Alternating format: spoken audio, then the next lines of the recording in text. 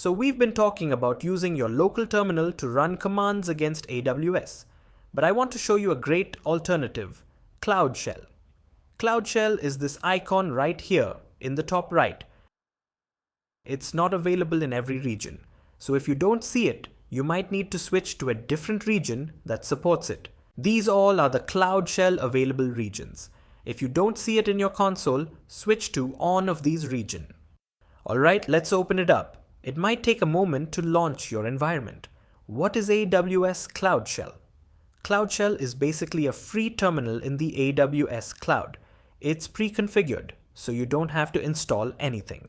For example, if I type AWS ---- version, you can see that the AWS command line interface is already installed and ready to go. This is super convenient. The coolest part is that CloudShell is already authenticated.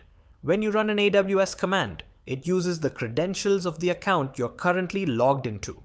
This means you don't have to worry about access keys. Also, the default region for your commands will be the same region you're currently in. So if you're logged into the US East 1 region, your CloudShell commands will automatically run in that region. Another neat feature is that CloudShell gives you some free storage space. Let's create a simple text file. I'll type echo test demo.txt.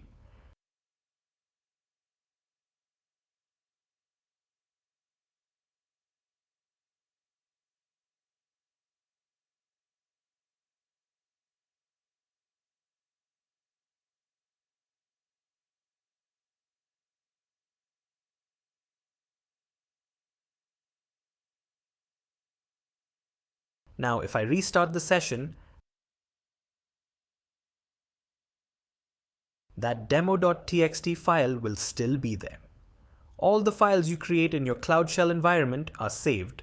CloudShell also has some handy customization options. You can change the font size and switch between light and dark themes.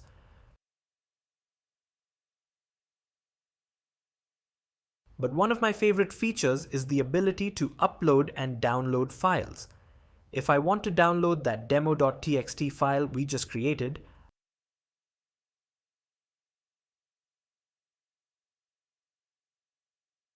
I can click Download File, type in the file name, and it will save it to my computer.